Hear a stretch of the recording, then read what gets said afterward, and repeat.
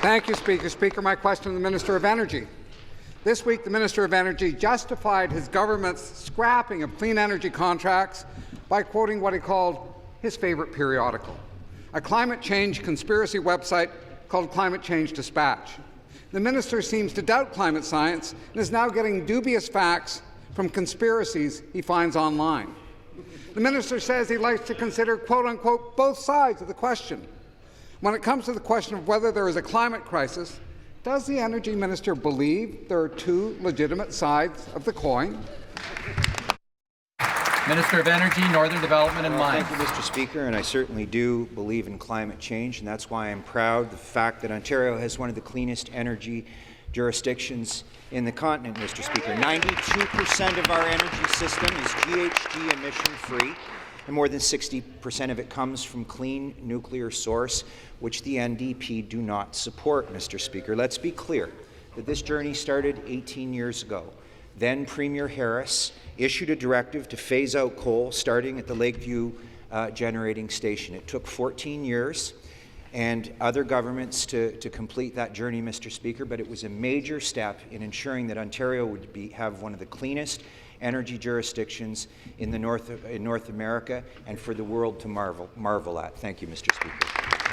The supplementary question. Thank you, Speaker. Again to the Minister of Energy. In the face of a major new report that says the world needs to take bold action to tackle the climate crisis, the Ford government rejects the consensus of climate scientists that we're facing a human-caused climate crisis and clings to climate denial websites. The minister couldn't even answer a yes or no question from the media on whether he believes human activity is a significant contributor to climate change. I'd like to give him another chance. Does the minister believe human activity is a significant contributor to climate change? Minister of Energy. It's always interesting, Mr. Speaker, when an official opposition has to use the media to carry the big boxes for them. Isn't it interesting over the past week that they've had to quote big words that they had to check in the dictionary from a Toronto Star reporter, or a headline from the CBC, Mr. Speaker, which was a departure from the facts and the discussion that was had that day, Mr. Speaker. Here's the truth. Ontario leads North America as one of the cleanest, as the cleanest energy jurisdiction, Mr. Speaker. It's because we remain committed to coal phase-out over the course of 18 years, Mr. Speaker. It's because we believe in the people in the Durham region who every day go to work as a skilled workforce, Mr. Speaker, to ensure that we have world-class, safe nuclear energy, Mr. Speaker, to supply almost two-thirds of this province with its energy. We remain committed to those kinds of investments, not projects, Mr. Speaker, that have made our system too complex, non-competitive, and more importantly for families, seniors, Indigenous communities across the province. Thank you. The final supplementary. Thank you, Speaker. And we all know what it means when a minister won't address the question. Exactly. I think we all know that. Yeah. Denying the climate crisis, a human-caused climate crisis, would certainly explain many of this government's actions. Government ripped up clean energy contracts costing Ontarians at least $231 million. Spent millions more on stickers on gas pumps that didn't even stick, and fighting a losing court battle against putting a price on pollution.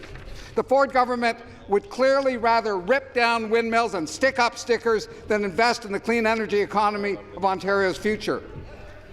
I'd like to ask a third time. Does the minister believe that human-caused climate change is real? Minister of Energy. Climate change is real, Mr. Speaker. There's no dispute about that anywhere in this place. I'm pretty sure of that. The question is, Mr. Speaker, how do we develop a clean, affordable energy system here in Ontario? And here's how we don't do it, Mr. Speaker. In 2015 annual report, the Auditor General concluded that ratepayers paid, wait for it, $37 billion more than necessary from 2006 to 2014. The same hydro rates went up by 22%. She also determined that we'd spend an additional $133 billion by 2032 due to the global adjustment electricity fees on hydro bills. You want to talk about expensive and how we got there, Mr. Speaker? I'll tell you how we got there.